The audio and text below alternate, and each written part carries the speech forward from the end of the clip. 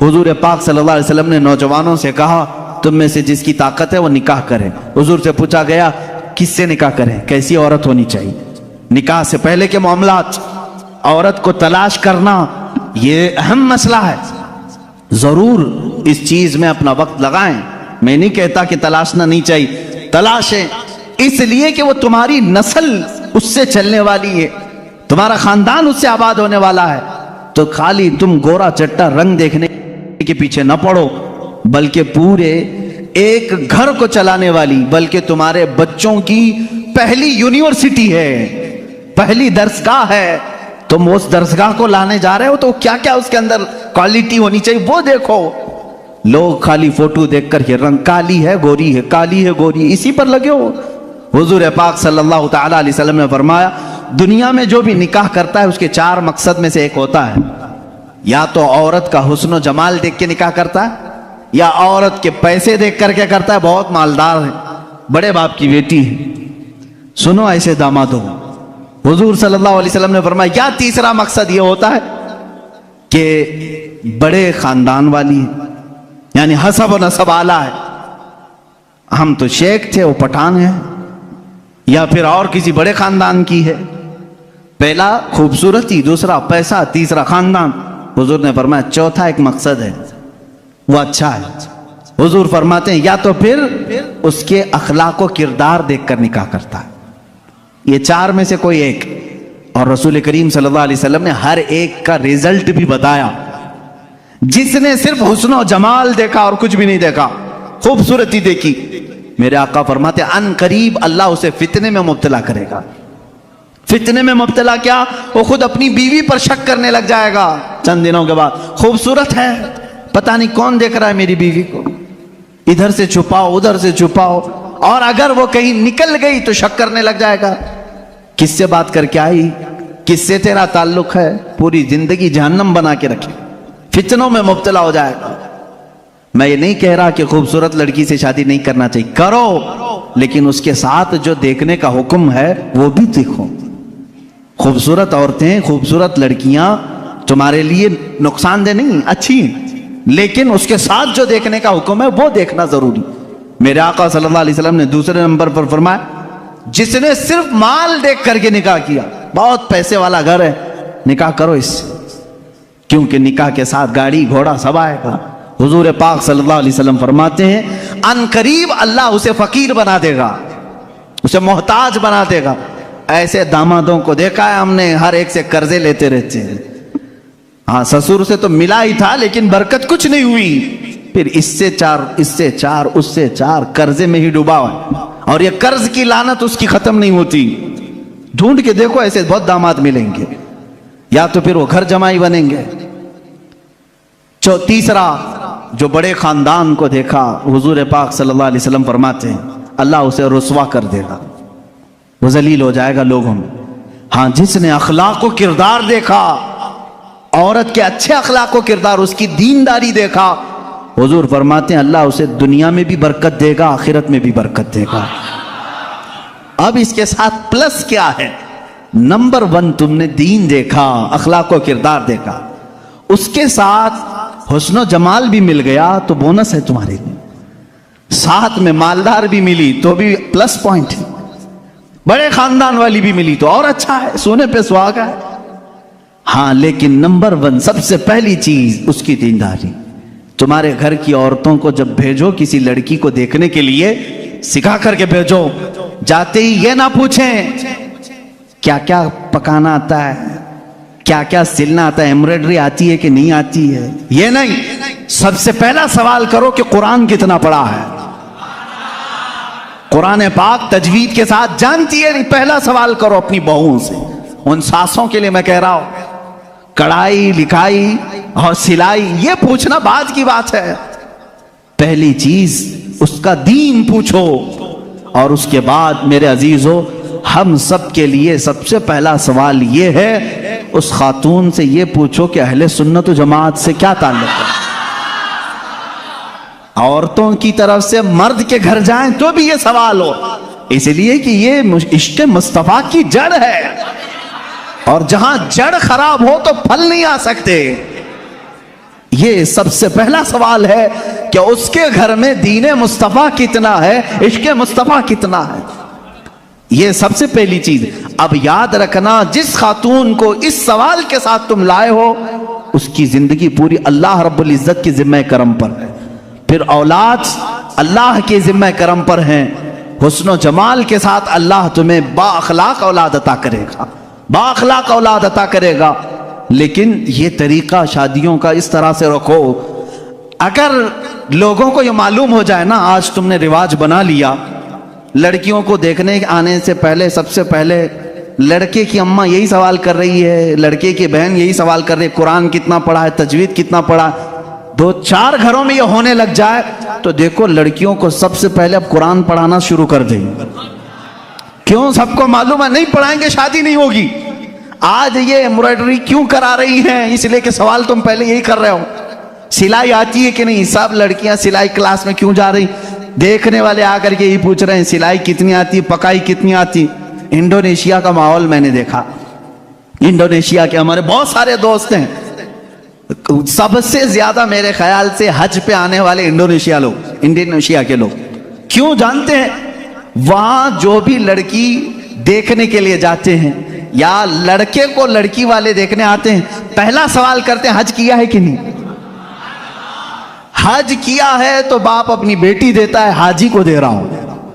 اور اسی طرح لڑکا بھی فخر کرتا ہے، میرے تقریباً 100 سے زیادہ انڈونیشی دوست ہوں، سب کی عورتیں حجن ہیں اور وہ خود حاجی ہیں، کہتے ہیں ہمارے یہاں شادی سے پہلے حج کرا دیتے ہیں، اس لیے کہ اسی بیس پر شادی ہوتی۔ یہ کتنے اچھی چیز ہے کہ دین کا سوال ہو رہا ہے، دین پوچھا جا رہا ہے۔ ہاں یہ تو تم نے لڑکیوں سے جا کر کے گھروں میں پوچھا، کڑھائی آتی ہے، سلائی آتی ہے، پکائی آتی ہے، اور یہی سوال لڑکی کے گھر والے جب لڑکے پر کے پاس آتے ہیں کیا کرتے ہیں؟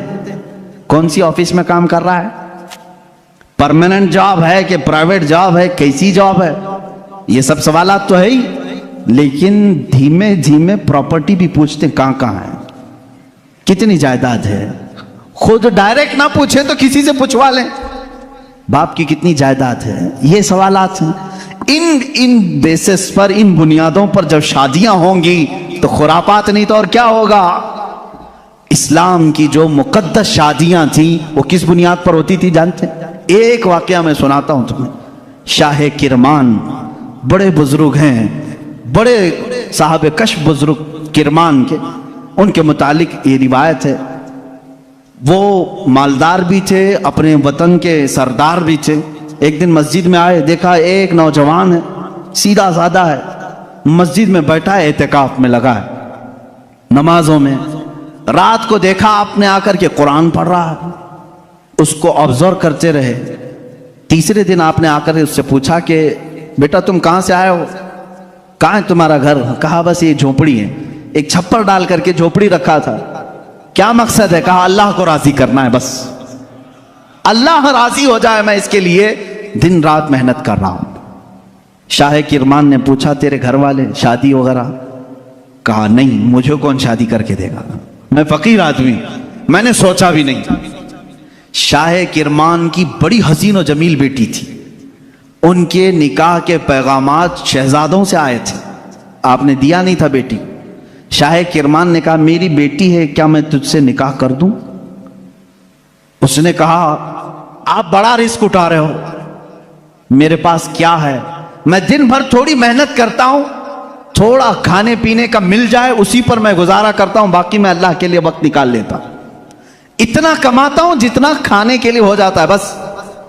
شاہ کرمان نے کہا میں راضی ہوں۔ اس نے کہا پھر سوچ لیں آپ، میرا گھر دیکھ لیں۔ کہا میں تجھے دیکھ لیا بس کافی، گھر کہاں ہے تیرا؟ وہ نہیں۔ اپنی بیٹی سے جا کر کے کہا ایک حسین شہزادہ میں نے تیرے لیے ڈھونڈ لیا۔ بیٹی بھی ایسی نہیں کہ چنچل ہو، حسن کی پری ہو تو ناٹک اور نخرے آ جائے، نہ، شاہ کرمان کی بیٹی تھی۔ کہا بابا جان آپ نے جو فیصلہ کیا وہ بالکل صحیح ہو۔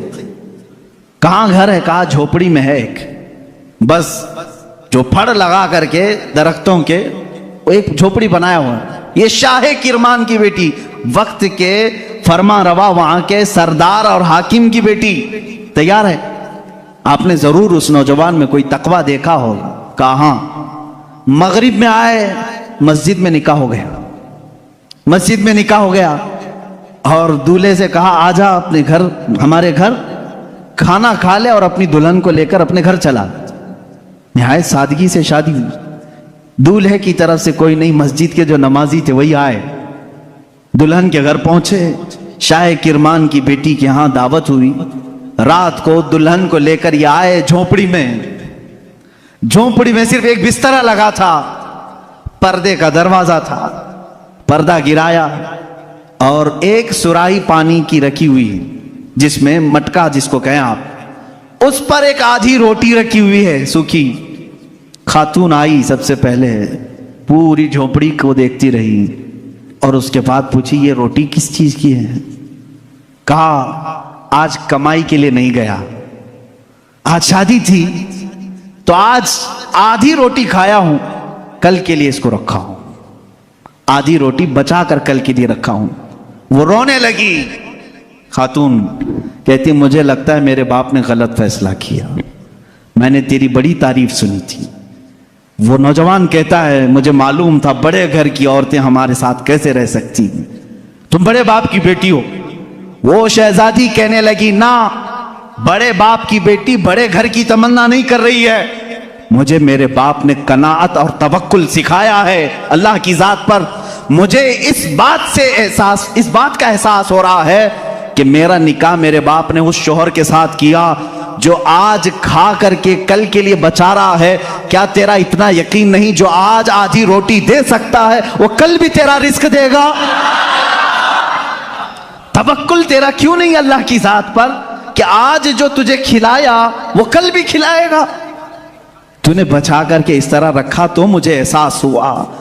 मेरे अजीजों, ये है वो इस्लामी शादियां, नौजवान इतना परहेजगार कि आई हुई खातून उससे बड़ी परहेजगार, उससे बड़ी मुतवक्किला, अल्लाह की जात पर यकीन रखने वाली। यहां सारी चीजें मैंने इसलिए सुनाए नौजवानों, जिंदगी सिर्फ हंसी खुशी खेल कूद पिकनिक सैर सपाटे के नाम नहीं, एक दूसरे की जिंदगियों में उतर जाने का नाम है। एक बहुत ही एतमाद के रिश्ते का नाम है। दोनों के दरमियान इतना एतमाद हो, इतना भरोसा हो। अब शोहर और बीवी का भरोसा, एक और भी बात मैं बताऊं, बीवियां भी सुन रही होंगी, औरतें भी। जो औरत अपने मर्द से मोहब्बत करती है और जो मर्द अपनी औरत से मोहब्बत करता, सिर्फ मोहब्बत करने वालों के लिए पैगाम है, क्या तुम ये चाहते हो कि तुम्हारी बीवी हमेशा तुम्हारे साथ रहे? या हो सकता है आप डर करके बोले या खुशी से बोले, कुछ भी बोलो आप, लेकिन जो मोहब्बत करने वाला वो कहेगा हाँ मुझे तो रहना है। बाकी जिसके लिए आफत है वो तो कुछ भी बोलेगा। औरतें जो मोहब्बत करने वाली, मैं ये कहूंगा, क्या तुम चाहती हो कि तुम्हारा शौहर भी हमेशा तुमसे मोहब्बत करे और तुम हमेशा उसके साथ रहना चाहती हो? तो मेरे अजीजों, बुजुर्गों ने लिखा है, वो कितने बेवकूफ हैं वो लोग जो आपस में एक दूसरे से मोहब्बत करते हैं। दुनिया में हर औरत चाहती है कि मेरा शौहर छोड़ के कहीं ना जाए। मर्द ये चाहता है कि मेरी औरत मेरे अलावा किसी और को न देखे। उन दोनों के लिए चाहिए कि कल क़यामत के दिन जब फैसला हो जाए, जब फैसला हो जाए, मेरे आका सल्लल्लाहु अलैहि वसल्लम ने फरमाया, अगर दोनों की नेकियां आ गई, पास हो गए, तो जन्नत में भी अल्लाह ताला उन्हें साथ रखेगा। और अगर उसमें से एक बेनमाजी था तो मर्द दोजख में जा रहा होगा, औरत जन्नत में जा रही होगी। औरत बेनमाजी थी, मर्द नमाजी था, मर्द जन्नत में जा रहा होगा, औरत दोजख में जा रही होगी। मैं ये समझता हूँ मोहब्बत करने का एक तकाजा ये होनी चाहिए कि जब दुनिया में हम एक दूसरे को छोड़कर रहना पसंद नहीं करते तो एक दूसरे को नेकियों की इतनी तलकीन करो कि कल क़यामत के दिन भी नाम पुकारा जाए तो हमारा दोनों का नाम जन्नत में जाने वालों में हो। मैं भी उसके साथ हूँ, वो मेरे साथ हो, ये मोहब्बत है। औरत को चाहिए कि अपने मर्द को नमाजों की तलकीन करे, मर्द को चाहिए कि अपनी औरत को नमाजों की तलकीन करे। یہ ہے اسلامی زندگی جس میں آپ خوشیوں کی اور بہت ساری مسرتوں کی بہاریں دیکھیں گے۔ اللہ کے نبی صلی اللہ تعالیٰ علیہ وسلم کی عائلی زندگی اور آپ کی ازدواجی زندگی پر مجھے آج گفتگو کرنی تھی۔ جو کچھ بھی میں نے کہا ہے میرے عزیزوں، یہ نمونہ عمل ہے ہمارے لیے۔ اللہ رب العزت ہمارے سب کے بچوں کے مستقبل نیک فرمائے۔ ہر آنے والی دلہن کو مولا تعالیٰ آنے والے گھر والوں کے لیے برکتوں اور رحمتوں کا ذریعہ بنائے، اور دونوں کے گھروں میں اتحاد و اتفاق محبتیں نصیب فرمائے۔ نہ چاکی نہ اتفاقی طلاق جیسی بہت ساری نحوستوں سے اللہ ہمارے گھروں کی حفاظت فرمائے۔ اللہ رب العزت ہماری ان محافل کی برکت سے ہر ایک کی زندگی خوشحال فرمائے۔ جن کی بیویاں بدکار ہو چکی ہوں مولا انہیں سیدھے راستے پر لائے، جن کے شوہر بگڑ چکے مولا ان کو صراط مستقیم عطا فرمائے، جن کے اولاد نافرمان ہو چکے حسنین کریمین کے صدقے مولا انہیں صالح بنائے، نیک راستے پر چلا۔ 440 لوگ حضور صلی اللہ تعالیٰ علیہ وسلم کے پاس آ کر کے انہوں نے کہا ہماری مہمان نوازی کریں۔ رسول کریم صلی اللہ تعالیٰ علیہ وسلم نے فرمایا عمر ان کو کھلاؤ۔ حضرت عمر نے کہا آقا میرے پاس ایک ہی آدمی کا کھانا ہے، ایک آدمی، یہ 440 ہیں۔ رسول کریم صلی اللہ تعالیٰ علیہ وسلم نے ایک کھجور انہیں دی اور فرمایا جاؤ جتنا کھانا ہے اسی میں سے کھلاؤ۔ حضرت عمر کہتے ہیں میں لے گیا، 440 لوگ کھاتے رہے، میرا کھانا ختم ہی نہیں ہوا۔ وہ کھا کر چلے بھی گئے، میرا گھر پورا کھا لیا، پھر بھی کھانا باقی رہا۔ یہ رزق میں برکت اور وسعت کے ایک نہیں بے شمار معجزے ہیں میرے آقا کے۔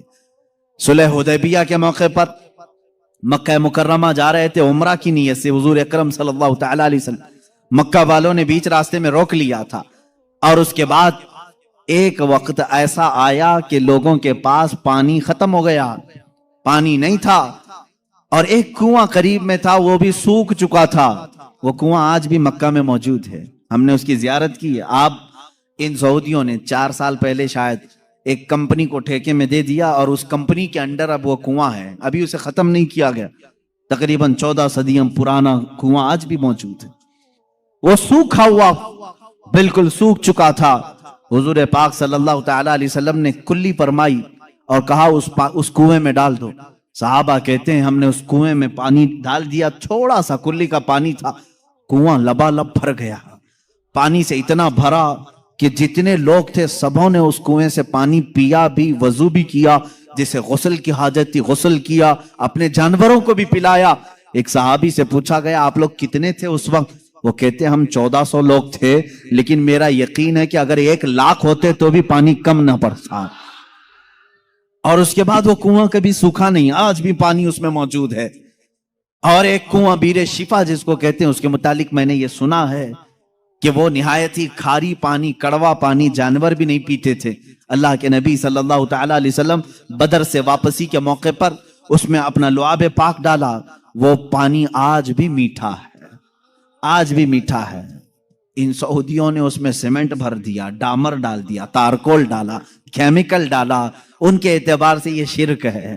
یہ سب سنی لوگ آتے ہیں تبرک سمجھ کر کے اس پانی کو نکالتے ہیں، اس کی کوئی اصل نہیں، اس کی کوئی سند نہیں، اس کا کوئی ثبوت نہیں، اور اس غصے میں انہوں نے کنویں میں ہر چیز ڈالی، لیکن پانی بھی بڑا ضدی ہے، ہر چیز کو نکل کر کے پھر باہر آتا ہے، ساری چیزیں ختم ہوتی ہیں۔ ابھی 6 مہینے پہلے کے سفر میں بھی پانی پی کر کے آئے، انہوں نے وہاں پہرے دار لگائے۔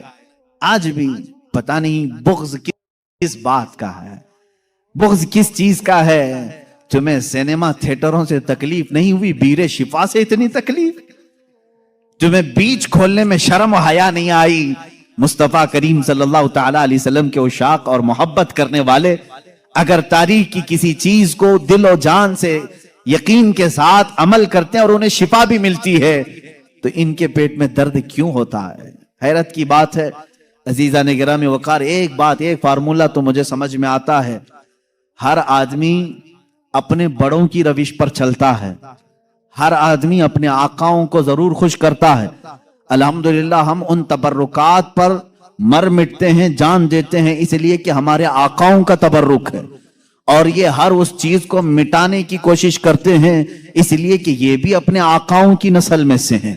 یہودی ہمیشہ چاہتے تھے کہ نام مصطفیٰ مٹا دیا جائے، ہمیشہ چاہتے تھے، تورات میں کھرچ کر کے نام نکالے انہوں نے، لیکن आला हजरत फाजिल बरेलवी रज़ियल्लाहु ताला अन्हु ने ये फरमाया, तू घटाए से किसी के न घटा है न घटे, जब बढ़ाए तुझे अल्लाह ताला तेरा, मिट गए मिटते हैं मिट जाएंगे आदा तेरे, न मिटा है न मिटेगा कभी चर्चा तेरा। हुजूर पाक सल्लल्लाहु ताला अलैहि वसल्लम की कोई चीज तुम तारीख से नहीं मिटा सकोगे। बहरहाल रिज्क में बरकत और उसात के बेशुमार मौजज़ात हैं।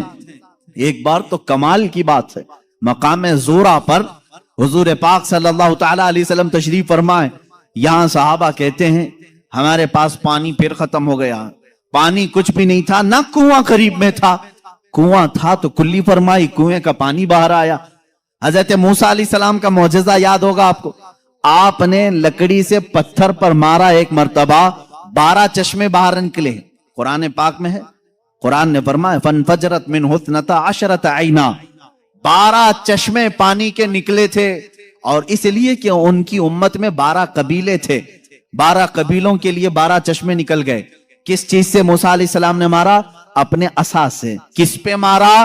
पत्थर पे। पत्थर से 12 चश्मे निकले। मुस्तफा करीम सल्लल्लाहु ताला अलैहि वसल्लम सफर में, सहाबा तशरीफ लाए, शिकायत की पानी की। अल्लाह अल्लाह, मैं यहां पर अकीदे पर कुर्बान जाऊं सहाबा के, उनसे क्यों नहीं कहते पानी बरसाना पानी देना अल्लाह का काम है। वो सहाबा हुजूर के पास बार बार क्यों आ जाते थे? खाना नहीं है तो हुजूर के पास, पानी नहीं है तो हुजूर के पास, बीमारी है तो हुजूर के पास। इसलिए कि उन्हीं सहाबा का अकीदा बरेली के इमाम ने लिया है, जिनका कहना था शाफियो नाफी हो तुम, वाफियो काफी हो तुम, दर्द को कर दो दवा, तुम पे करोड़ों दुरूद, आंख अता कीजिए उसमें जिया दीजिए, जलवा करीब आ गया तुम पे करोड़ों दुरूद। वो मांगने के लिए आते थे मेरे आका सल्लल्लाहु अलैहि वसल्लम की बारगाह में, और जिन्होंने कहा रसूलुल्लाह से मांगना हराम है, माअज़ल्लाह रब्बिल आलमीन, उनको अल्लाह ताला ने ऐसों का मोहताज बनाया, दर दर की ठोकरें खाते हुए आज भी जलील व खार है। इसीलिए मेरे इमाम ने कहा है, जो तेरे दर से यार फिरते हैं, दर बदर यूं ही खार फिरते हैं, दर बदर यूं ही खार फिरते हैं। हमें फख्र है इस बात पर, हम मोहताज हैं तो मदीने के ताजदार के रसूल करीम सल्लल्लाहु ताला अलैहि वसल्लम से मांगेंगे। इसलिए मांगते हैं कि रब है मोती ये है कासिम, रिस्क उसका है खिलाते ये हैं, रिस्क उसका है खिलाते ये हैं। हम खालिक समझकर, हम रसूलुल्लाह को राज़िक समझकर नहीं जा रहे हैं, बल्कि वो रज़्ज़ाक़े हकीकी के नायब हैं। इसीलिए आला हज़रत फाजिल बरेलवी ने फरमाया है कि रब है मोती ये है कासिम, रिस्क उसका है खिलाते ये हैं। बखुदा खुदा का यही है दर, नहीं और कोई मफर मखर, जो वहां से हो यहीं आके हो, जो यहां नहीं तो वहां नहीं। यह आला हज़रत ने फरमाया। बहरहाल रसूल करीम सल्लल्लाहु ताला अलैहि वसल्लम के पास अब सहाबा आए पानी की शिकायत लेकर के। पानी यहां पर भी नहीं है। हुजूर पाक सल्लल्लाहु अलैहि वसल्लम ने फरमाया कुआं भी करीब नहीं, तालाब भी करीब नहीं, पत्थर भी करीब नहीं। एक सहाबी से कहा कि बर्तन कुछ है तुम्हारे पास? कहा एक बर्तन में इतना पानी है कि या तो पी सकता हूं या तो वजू कर सकता हूं। हुजूर पाक सल्लल्लाहु अलैहि वसल्लम ने फरमाया वही ले आओ। बर्तन को करीब रखा और अपना दस्ते मुबारक उसमें रखा। सहाबा फरमाते हैं हर उंगली पाक से पानी के चश्मे जारी थे, जैसे फव्वारे निकलते हैं, फाउंटेन जिस तरह होते हैं। हुजूर पाक सल्लल्लाहु ताला अलैहि वसल्लम की उंगलियों से चश्मे निकलने लगे। फिर इमाम अहले सुन्नत फाजिल बरेलवी फरमाते हैं उंगलियां हैं फैज पर, टूटे हैं प्यासे झूम कर, उंगलियां हैं फैज पर, टूटे हैं प्यासे झूम कर, नदियां पंजाब रहमत की हैं जारी। वाह वाह, पंजाब रहमत की। पंजाब रहमत का मतलब पंजाब जो हमारा है, इसको इसलिए पंजाब कहते हैं, 5 नदियां हैं वहां पर। मेरे आका सल्लल्लाहु ताला अलैहि वसल्लम के सिर्फ दस्ते मुकद्दसा में रहमत के पंजाब थे। 5 उंगलियों से 5 चश्मे निकले। और उस वक्त सहाबा फरमाते हैं हम तकरीबन 300 लोगों ने उससे वजू भी किया, पानी भी पिया, जानवरों को भी पिलाया। किस पानी से? उंगलियों से निकले हुए पानी। अब मैं पूछता हूं मेरे अजीजों, ये है मौजज़ा जिसको खर्क़े आदत कहते हैं, जो अकल में ना आए, अकल में ना आए। हाँ, एक बात तो समझ में आती, मूसा अलैहिस्सलाम ने लकड़ी मारी थी पत्थर पर और पत्थर से 12 चश्मे निकले, मौजज़ा वो भी था। लेकिन हमने दुनिया में बहुत सारे फाल्स देखे हैं जो पत्थरों से ही निकलते हैं। نہیں دیکھا آپ نے؟ پہاڑوں سے پانی کا نکلنا عام سی بات ہے، لیکن نور مصطفیٰ محمد عربی صلی اللہ علیہ وسلم کا معجزہ تو یہ ہے، دنیا نے آج تک نہ سنا ہوگا نہ دیکھا ہوگا۔ پتھروں سے نکلنے والا پانی تو دیکھا ہے، انگلیوں سے نکلنے والا پانی صرف تاجدار مدینہ کے ہاں ہے۔ یہ میرے آقا صلی اللہ علیہ وسلم کا معجزہ، کمال کا معجزہ تھا۔ یہ کھانے پینے کے معاملات میں ایک دو نہیں، بہت سے معجزات ہیں۔ پھر آگے بڑھو، جنگ خندق کے موقع پر خندق کھودی جا رہی تھی۔ واقعہ ایسا تھا، میرے ان 12 روزہ عنوانات میں ایک عنوان ہے انشاءاللہ، حضور صلی اللہ تعالیٰ علیہ وسلم کے سارے غزوات، حضور کی جنگی حکمتیں کیا تھیں، انشاءاللہ العزیز اس میں عرض کروں گا۔ خندق ایک جنگ ہوئی ہے، اس کا نام ہی غزوہ خندق اس لیے کہ مدینے کے اطراف میں ایک بہت بڑی خندق کھودی گئی تھی، ایک کھائی کھودی گئی تھی۔ وجہ یہ تھی کہ دشمن پوری کی پوری فوج لے کر مدینے میں داخل نہ ہو، اس لیے کہ جب دشمن فوج لے کر اپنے شہر میں آئیں گے، شہر میں تہس نہس کریں گے، بربادی کریں گے، باہر ہی نپٹ لیا جائے تو گھر تو محفوظ رہیں گے۔ جنگ ہوگی، کچھ تو نقصان ہوگا کہ نہیں ہوگا؟ جیسے دیکھنے عراق تباہ ہو گیا، شام تباہ ہو گیا۔ یہی جنگ اگر امریکہ میں ہوتی تو کیا وہ بچا ہوتا؟ جہاں جنگ ہوتی وہاں کے گھر اجڑ جاتے۔ مدینہ طیبہ سے باہر جنگ کے لیے خندق کھودی گئی۔ اب یہ خندق کھودنے میں کافی دن لگ گئے۔ صحابہ اس زمانے میں بھوکے پیاسے فاقہ کشی میں خندق کھودتے رہے۔ ایسے نہیں کہ صرف صحابہ نے کھودا، اللہ کے نبی صلی اللہ تعالیٰ علیہ وسلم نے خود بھی اپنے ہاتھ سے خندق کھودی ہے۔ ایک بار صحابہ فرماتے ہیں بڑا پتھر آ گیا، کسی سے نہیں ٹوٹتا تھا، ہلتا بھی نہیں تھا۔ اس وقت رسول کریم صلی اللہ علیہ وسلم کو انہوں نے خبر دی، اللہ کے حبیب صلی اللہ تعالیٰ علیہ وسلم تشریف لائے۔ میرے عزیزوں، میرے آقا کا ایک معجزہ یہ بھی تھا، جتنے صحابہ تھے ان کے پاس جتنی طاقت تھی، سب سے زیادہ طاقت میرے مصطفیٰ کے پاس بھی تھی۔ حضور پاک صلی اللہ تعالیٰ علیہ وسلم نے اپنے زمانے کے نامور پہلوان ابو دجانہ یا کچھ اور نام ہے میں بھول رہا ہوں، حضور صلی اللہ تعالیٰ علیہ وسلم نے اس کے ساتھ کشتی لڑی جس کو پورے عرب نے کبھی نہیں پچھاڑا تھا۔ 3 مرتبہ حضور پاک نے اس کو پیٹ لگا دیا تھا۔ حضور اکرم صلی اللہ تعالیٰ علیہ وسلم اپنے ہاتھ میں کدال لے کر کے اس پتھر کو نکالنے آئے، ایک اس پر ماری ضرب، چنگاری اچھلی اور روشنی آئی۔ اللہ کے حبیب صلی اللہ علیہ وسلم نے فرمایا الحمدللہ۔ دوسری ماری، پھر کہا الحمدللہ۔ تیسری مرتبہ وہ پتھر ٹوٹ کر ٹکڑے ہو گیا، نکل گیا۔ صحابہ نے پوچھا کہ حضور، ہر آپ نے پتھر پر جب بھی کدال ماری چنگاری نکلی، آپ نے زبان سے کچھ کہا؟ ہاں، جب پہلی مرتبہ میں نے کدال ماری میں نے دیکھا ایران فتح ہو چکا۔ کدال یہاں مدینے میں ماری جا رہی ہے اور خبر ایران کے فتح ہونے کی دی جا رہی۔ دوسری کدال ماری، حضور پاک صلی اللہ تعالیٰ علیہ وسلم نے فرمایا یمن فتح ہو چکا ہے۔ بعض روایات میں الگ الگ ملکوں کے نام مجھے ملے، بحرین کے محلات کو فتح ہوتے ہوئے میں نے دیکھا۔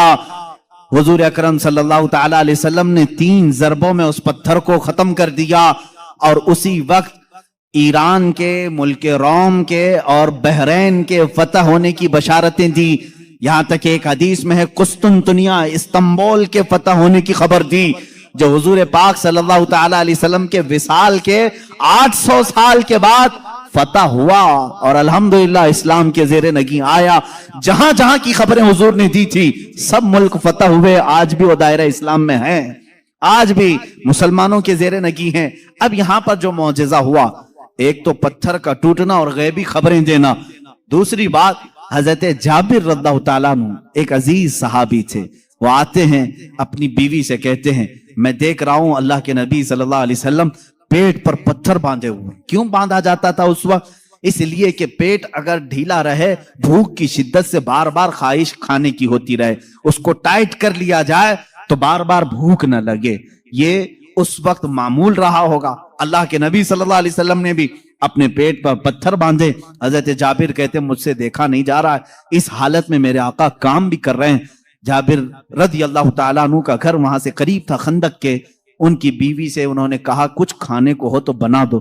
انہوں نے کہا گھر میں تھوڑا سا آٹا ہے، جو کا آٹا ہے، اس کی چند روٹیاں بنیں گی، 4 یا 5 روٹیاں بنیں گی، اور ایک بکری کا بچہ ہے 6 مہینے کا ہوگا، بس اتنا ہے، कितने लोग खा सकते हैं आप ही देखें। कहा इतना ही ज़बह कर, मैं रसूल पाक सल्लल्लाहु अलैहि वसल्लम को, हजरत अबू बकर को, हजरत उमर को, और मैं रहूंगा, मेरे घर वाले रहेंगे, खिला देंगे। वो आए, कान में आकर के हुजूर से कहा, या रसूल अल्लाह सल्लल्लाहु ताला अलैहि वसल्लम, घर में एक छोटा सा बकरी का बच्चा है, हमने ज़बह किया है, थोड़ा सा आटा है, आप अबू बकर उमर घर पर तशरीफ लाएं। अल्लाह के नबी सल्लल्लाहु अलैहि वसल्लम ने दावत कबूल कर ली। कहा जाबिर जाओ तुम खाना बनाओ, लेकिन जब तक मैं ना आऊं हांडी चूल्हे से ना उतारो और रोटियों के टुकड़े ना करो। हुजूर पाक सल्लल्लाहु अलैहि वसल्लम की ये बात सुन करके वो जाने लगे थे, अभी हुजूर ने पलट कर जितने सहाबा थे कहा, ए मेरे सहाबा, जाबिर के घर में सबकी दावत है, चलो। जाबिर के घर में दावत, 1500 सहाबा थे, 1500 सहाबा। हजरत जाबिर घबरा गए, दौड़ते हुए आए, अपनी बीवी से कहा, ए खातून बड़ा गजब हो गया, मैंने 3 को दावत दी थी, हुजूर ने 1500 को बुलाया है। उनकी शरीक हयात एक सहाबिया थी, तवक्कुल के आला दर्जे पर थी, पूछती हैं, ए जाबिर आपने बुलाया है या रसूलुल्लाह ने बुलाया है? हजरत जाबिर कहते हैं, मैंने किसी को नहीं बुलाया, रसूलुल्लाह ने बुलाया है। कहते फिर फिक्र छोड़ो, जिन्होंने बुलाया वही खिलाएंगे, जिन्होंने बुलाया वही खिलाएंगे, हमको इस बात की क्या फिक्र है, हमें तो खाना बनाना है, वो आएंगे, जिसको उन्होंने दावत दी वो खिलाएंगे। हमने 3 को दावत दी, हम 3 को खिलाएंगे, रसूल ने जितनों को दावत दी वो उनको खिलाएंगे। ये खातून का अकीदा देखें, सहाबिया हैं। हजरत जाबिर रज़ियल्लाहु ताला अन्हु फरमाते हैं, घर मेरे आका तशरीफ लाए, घर में बैठने की जगह भी 10 लोगों की थी, 10 लोग बैठ सकते थे। अल्लाह के हबीब सल्लल्लाहु ताला अलैहि वसल्लम तशरीफ लाए और उस हांडी को जो चूल्हे पर रखी हुई थी, कहा इसको उतारना नहीं, उसमें अपना लुआब पाक डाला और उसके बाद फरमाया निकाल कर देते जाओ। हजरत जाबिर कहते हैं 10-10 लोगों का खाना निकालता था, रोटियां दस्तरखान पर बिछाई जाती थी। शाम हो गई, 1500 सहाबा खा लिए, अभी मेरी हांडी में आधा खाना बाकी ही रहा। ये मौजिज़ा है मेरे आका सल्लल्लाहु अलैहि वसल्लम का। रिस्क में वुसअत और बरकत सिर्फ लुआबे पाक से, जो बराबरी का दावा करते हैं वो भी अपने घर की हांडियों में थूक के दिखाएं, तुम्हारे घर वाले ना खाएं। मुस्तफा करीम सल्लल्लाहु अलैहि वसल्लम जिस पे लुआब लगा दें, 1500 जलीलुल कद्र सहाबा खाएंगे भी और हांडी में बचा भी रह जाएगा। अजीजा ने गिरामी, बराबरी का दावा ना करो, वरना थूकोगे तो मर जाओगे, तुम्हारे घर में कभी जहर ना हो जाए तुम्हारे थूक में, थूकोगे तो बच्चे मर भी जाएंगे। बहरहाल ये मौजिज़ा एक ही नहीं पेश आया, 3-3 मौजिज़े यहां पर आए, 3-3 मौजिज़े हजरत जाबिर के घर में तन्हा। हुजूर पाक सल्लल्लाहु ताला अलैहि वसल्लम दावत के लिए आए भी। उसके बाद दूसरी बात ये भी हुई, उनके घर में एक हादसा हो गया था। उनके घर में हादसा ये हुआ, बकरी को ज़बह किया था बाप ने, हजरत जाबिर ने, उनके 2 बच्चे थे, दोनों बच्चों ने देखा और बड़े बच्चे ने छोटे बच्चे को बुलाया, आ मैं तुझे दिखाता हूं अब्बा बकरी को ज़बह कैसे कर रहे थे। छुरी लिया और छोटे बेटे को ज़बह कर दिया, गला काट दिया, और जैसी खून निकलने लगा मां ने देखा, घबराई, बच्चे को पकड़ने के लिए कि चाकू उसके हाथ में थी, वो दौड़ता हुआ छत पर चढ़ा और पांव फिसला, छत से गिरा, नीचे गिरते ही सर पर चोट आई, वहीं फौत हो गए। एक साथ 2 बच्चों का इंतकाल, किस वक्त? जिस वक्त हुजूर की दावत घर में हो रही। हजरत जाबिर को मालूम नहीं था, वो खाना बनाने का हुक्म देकर चले गए थे, यहां दोनों बच्चे फौत हो चुके थे। लेकिन उस वफाशियार खातून के जज्बे को हजारों सलाह, दोनों बच्चों की लाशों को उठाई, घर के एक कोने में लेकर आई और उन पर चादर डाल दिया। कहा आज मैं न रोऊंगी न चीखूंगी, इसलिए कि मेरे घर रसूल खुदा तशरीफ ला रहे हैं, मैं अपने गम को उस दावत पर भारी होने नहीं दूंगी। मेरे अजीज, किसी माँ का कलेजा अगर बर्दाश्त कर सकता है अपने बेटे की मौत का गम, तो मुझे बताओ दुनिया की कोई ऐसी औरत। ये वो औरतें थी जिनके मुतालिक कुरान ने कहा रज़ियल्लाहु अन्हुम व रदू अन, अल्लाह इनसे राजी हो गया और ये अल्लाह से राजी हैं। ये खातून, इस पर भी बहुत सारे डिबेट चल रहे हैं, बहुत सारे लोग, इन्हीं के लोग मानते भी नहीं। चांद पर तुम गए नहीं थे, फलां स्टूडियो में खड़े होकर के सब फोटो बना करके लाए हो। आज मेरी गुफ्तगू का यह हासिल नहीं है, आज मेरा वो टॉपिक नहीं है। वो पहुंचे थे कि नहीं पहुंचे थे, उससे मेरे ईमान का ताल्लुक भी नहीं। हाँ, हमको इतना मालूम है کہ میرے آقا صلی اللہ علیہ وسلم مکہ کی زمین پر کھڑے ہو کر کے بھی اشارہ کر دیں تو چاند ٹکڑے ہو جائے. اور سائنسدانوں نے جو تحقیق کی ہے چاند کے متعلق، انگلینڈ کا ایک سائنٹسٹ ہے، اس نے کہا ہے چاند کے متعلق جو ہمارے پاس فوٹیج آئے ہیں بہرحال یا جو کچھ بھی، اس سے ایسا لگتا ہے کہ کسی زمانے میں اس میں دراڑ پڑی تھی، اس میں کبھی دراڑ پڑی تھی، کبھی یہ ٹوٹا تھا. ان کو معلوم نہیں توڑا کس نے تھا. بہرحال وہ بھی میرا ٹاپک نہیں ہے آج، سائنس اور سائنٹسٹ یہ بھی ہمارا ٹاپک نہیں، لیکن جب بات آئے گی انشاءاللہ عرض کریں گے. اب سورج کی طرف چلتے ہیں. بات یہ تھی مولا علی کرم اللہ وجہہ الکریم رسول کریم صلی اللہ تعالی علیہ وسلم کے ساتھ ایک مقام پر آرام فرما رہے تھے جس کو صحبہ کا مقام بتایا گیا. امام جلال الدین سیوطی رحمۃ اللہ تعالی علیہ نے بھی اس حدیث کو نقل فرمایا. فرماتے ہیں حضور پاک صلی اللہ تعالی علیہ وسلم نے عصر کی نماز ادا کی اور حضرت علی کو کہا بیٹھ جاؤ، اور ان کی گود میں اپنا سر مبارک رکھا اور سو گئے. اللہ کے حبیب جب آرام فرماتے صحابہ بہت خاموش ہو جاتے. حضرت علی نے یہ کہا بھی نہیں کہ میری نماز ابھی ہوئی نہیں، اللہ کے نبی آرام فرما رہے تھے. حضرت علی انتظار میں رہ گئے، کیا آپ بیدار ہوں گے تو اٹھوں گا اثر پڑھ لوں گا. لیکن اسی انتظار میں سورج غروب ہو گیا. حضرت علی کو دکھ ہوا کہ میری نماز چھوٹ گئی. لیکن میرے عزیزو، عقیدہ تو مولا علی کا ہے، عقیدہ تو مولا علی کا ہے کہ نماز اللہ کی ہے، فرض ہے. اور یہاں رسول پاک صلی اللہ علیہ وسلم آرام کر رہے ہیں. اٹھا دینا چاہیے تھا، میرے مولا کی نماز ہے، میں پہلے نماز پڑھ لوں. لیکن وہ صحابی تھے، وہابی نہیں تھے. حضور پاک صلی اللہ تعالی علیہ وسلم سے انہوں نے سنا تھا اگر نماز کے دوران بھی رسول تمہیں بلا لے، نماز چھوڑ کر تمہیں رسول کی بات پر آنا ہے.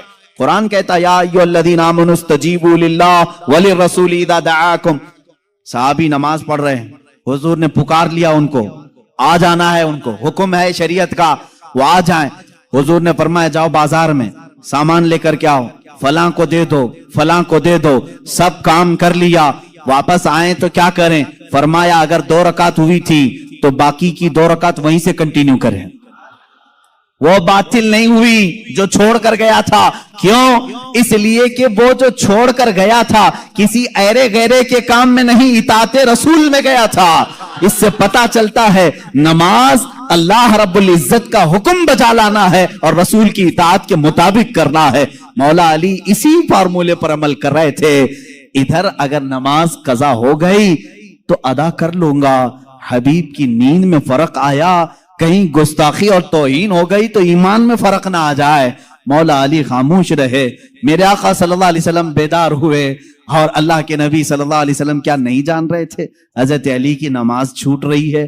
کیا حضرت علی کی کیفیت کو نہیں دیکھ رہے تھے؟ دیکھا، پوچھا علی غمگین ہو؟ کہا اثر نہیں پڑی. اللہ کے نبی صلی اللہ علیہ وسلم نے پوری کائنات کو یہ درس دیا ہے اس دن، صرف مولا علی کے لیے نہیں، پوری کائنات کے لیے، کہ جو محبت مصطفیٰ میں چیزیں فنا ہوتی ہیں اللہ تبارک و تعالی زندگی میں اسے سورج بھی پلٹا کر کے ادا کر دیتا ہے. حضرت علی رضی اللہ تعالیٰ عنہ کے لیے حضور پاک صلی اللہ علیہ وسلم نے ڈوبے ہوئے سورج کی طرف اشارہ فرمایا اور کہا کہ جہاں تو ڈوبا ہے پلٹ آ. سورج پھر واپس طلوع ہوا. حضرت ام سلمہ رضی اللہ تعالیٰ عنہ حضور کی زوجہ ہیں، فرماتی ہیں ہم نے پہلی مرتبہ سورج کو پچھم سے پھر سے نکلتے ہوئے دیکھا، تھوڑی دیر کے لیے، ایسا نہیں کہ پورا نکلا. عصر کے مقام پر جو پیلا سورج ہوتا ہے وہیں تک آیا. حضرت علی کرم اللہ وجہہ الکریم نے نماز ادا کی، سورج پھر واپس پھر غروب ہوا، اتنی ہی دیر کے لیے آیا پھر پلٹ گیا. اسی لیے امام اہل سنت فاضل بریلوی رضی اللہ تعالیٰ عنہ فرماتے ہیں سورج الٹے پاؤں پلٹے، چاند اشارے سے ہو چاک. سورج الٹے پاؤں پلٹے، چاند اشارے سے ہو چاک. اندھے نجدی دیکھ لے قدرت رسول اللہ کی، اندھے نجدی دیکھ لے قدرت رسول اللہ کی. اشارے سے چاند چیر دیا، چھپے ہوئے خور کو پھیر دیا، گئے ہوئے دن کو عصر کیا. یہ تاب و تواں تمہارے لیے، زمین و زمان تمہارے لیے، مکین و مکان تمہارے. رسول کریم صلی اللہ تعالی علیہ وسلم کے معجزات सूरज का पलटाना ये मेरे आका के अजीम मौजज़ात में से है, अजीम मौजज़ात में से। किसके लिए पलटाया गया? मौला अली करमल्लाहु वजहुल करीम के लिए। अजीज़ान गिरामी, तारीख में, अब मौजज़ात की तारीख में बहुत सारी चीजें मौजूद हैं, यहां तक कि मुर्दों को जिंदा करने वाला जो मौजज़ा है, मैंने वो बच्चों के मुतालिक बताया। दूसरी हदीस है, हुजूर पाक सल्लल्लाहु तआला अलैहि वसल्लम खुद फरमाते हैं, मैं हुजून, मक्का के करीब जो जन्नतुल माला कब्रिस्तान है, वहां पर था। मैंने अल्लाह की बारगाह में अर्ज किया कि मौला मेरे माँ बाप किस हालत में है मुझे दिखा। हजरत बीबी आमिना और हजरत अब्दुल्लाह के मुतालिक ये खबीस आज अंगुश्त नुमाई करते हैं, उन्हें काफिर कहते हैं, उन्हें मुशरिक कहते हैं। सुनो हदीस पाक, यह हदीस साबित है। इमाम जलालुद्दीन सुयूती रहमतुल्लाह तआला अलैह ने अपनी किताब में लिखा है अत-ताज़ीम वल मिन्ना फी अन्ना अबवई रसूलिल्लाह सल्लल्लाहु अलैहि वसल्लम फिल जन्नह, किताब है, उसमें हदीस भी है। फरमाते हैं मेरे आका सल्लल्लाहु अलैहि वसल्लम, मैंने अल्लाह से अर्ज की, अल्लाह ताला ने मेरी माँ आमिना, मेरे बाप अब्दुल्ला, दोनों को मेरे सामने हाजिर किया। वो वफात पा चुके, सालों पहले वफात पाए, और उन दोनों को मेरे आका सल्लल्लाहु अलैहि वसल्लम के सामने हाजिर किया गया। हुजूर फरमाते हैं बीबी आमिना ने भी मेरा कलमा पढ़ा, हजरत अब्दुल्ला ने भी मेरा कलमा पढ़ा, और इसीलिए तो हम कहते हैं वो पाक हैं मेरे आका सल्लल्लाहु अलैहि वसल्लम, और पाकों से मुंतकिल होते हुए आए हैं। हुजूर अकरम सल्लल्लाहु तआला अलैहि वसल्लम के मुतालिक जो अकीदा रखेगा कि उनके आबा व अजदाद काफिर थे, तो मैं समझता हूं दुनिया में उससे बड़ा बदबख्त कौन है, उससे बड़ा ऐसा हिरमा नसीब जो हुजूर पाक के आबा व अजदाद पर तानाजनी करता है। अजीज़ान गिरामी, हमें तो बरेली के इमाम ने यूं कहा है, तेरी नस्ल पाक में है बच्चा बच्चा नूर का, तू है ऐने नूर, तेरा सब घराना नूर का। हुजूर से लेकर आदम अलैहिस्सलाम तक का जो घराना है वो सब घराना नूर का है, और नूर कुफ्र में नहीं जा सकता। अजीज़ान गिरामी वक़ार, ये मौजज़ात का बाब था, जितना भी बयान करूं वो कम है। अल्लाह के हबीब सल्लल्लाहु तआला अलैहि वसल्लम को रब ताला ने बेशुमार मौजज़े दिए। आखिरी बात जो शुरू में मैंने कहा था, और मौजज़े उस मकाम के लोगों ने देखा, उस जमाने के लोगों ने देखा। मूसा अलैहिस्सलाम का मौजज़ा उनकी कौम ने देखा, ईसा अलैहिस्सलाम का मौजज़ा उनकी कौम ने देखा, सारे नबियों के मौजज़े उनके जमाने की कौमें देखती रही। मोहम्मद अरबी सल्लल्लाहु तआला अलैहि वसल्लम को अल्लाह ने एक मौजज़ा ऐसा दिया जो हम भी देख सकते हैं, क़यामत तक देख सकते हैं, क़यामत तक देख सकते हैं, और वो मौजज़ा है अल्लाह की किताब कुरान मुक़द्दसा। ये रसूल करीम सल्लल्लाहु अलैहि वसल्लम का मौजज़ा है जो काफिरों के सीनों पर आज भी चैलेंज बन करके पुकार रही है। हिम्मत है तो लाओ इस तरह की एक किताब जिसमें अल्लाह रब्बुल इज्जत ने मौजज़ात के कमालात रखे हैं। बल्कि कुरान आज भी चैलेंज कर रहा है, ए अमेरिका, ए रूस के सुपर पावर, ए रशिया वालों, तुमने एटम बम बहुत बना लिए, मिसाइल पेट्रोल बहुत बना दिए, लाओ अल्लाह के कलाम के एक मिसल जिसको कुरान में मोतियों के तारों में जिस तरह बांधा गया है, जिसके इब्तिदा सूरह फातिहा से होती है, जिसकी खत्म नास पर होती है। अल्लाह ने पूरी किताब लाने के लिए तो चैलेंज किया ही था, बाद में कम किया गया और कहा गया पूरी किताब नहीं ला सकते, 10 सूरतें ला करके दिखा दो, 10 सूरतें इस तरह ला कर दिखा दो। 10 सूरे नहीं ला सके, फिर अल्लाह ने फरमाया चलो 10 आयतें ला के दिखा सको। है मेरे अजीजों, फख्र से कहो, ऐ मुसलमानों, आज भी जिंदा जावेद मौजज़ा रसूलुल्लाह का हमारे दरमियान मौजूद है, वो अल्लाह की किताब कुरान मुक़द्दसा है। कोई अगर तुम्हारे हक्कानियत की दलील तुमसे पूछे, तुम्हारा मजहब हक है, क्या दलील है, उसके सामने कुरान पेश कर देना। कुरान 14 सदियों पहले आज के होने वाले वाकयात बयान कर रहा है। अस्सलामुअलैकुम वरहमतुल्लाहि वबरकातुहू। दोस्तों, उम्मीद है ये बयान आपको बहुत ज़्यादा पसंद आया होगा। अगर ये बयान पसंद आया हो तो हमारे चैनल इनाया खान रिएक्ट को सब्सक्राइब करना और वीडियो को लाइक करना और वीडियो को अपने दोस्तों तक शेयर करना बिल्कुल ना भूलें। बयान कैसा लगा हमारे कमेंट बॉक्स में अपनी राय दें। दोस्तों, हम आपके सामने रोज़ाना मुफ्ती सलमान अजहरी साहब और उलमाओं की नई टॉपिक पर बयान लाते रहेंगे। दोस्तों, आपसे गुजारिश है हमारी चैनल इनाया खान रिएक्ट को सब्सक्राइब ज़रूर करें। जज़ाकल्लाहु खैर।